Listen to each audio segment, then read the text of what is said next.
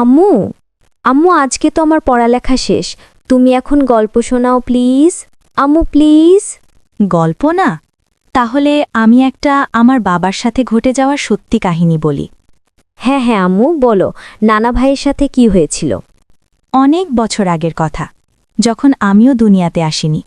তখন তোমার নানা ভাই এবং তার ছোট ভাই একটি গ্রামে বসবাস করত। তখন তাদের আর্থিক অবস্থা ছিল খুবই খারাপ এবং একদম দরিদ্র পরিবারের তারা। তাদের গ্রামে অনেকেই মাটির জিনিসপত্র তৈরি করত।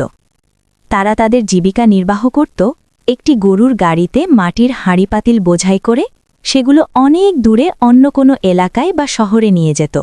সেখানে নিয়ে বিক্রি করত, টাকার বিনিময়ে এবং ফসলের বিনিময়ে। মাটির হাঁড়িপাতিল বিক্রি করত।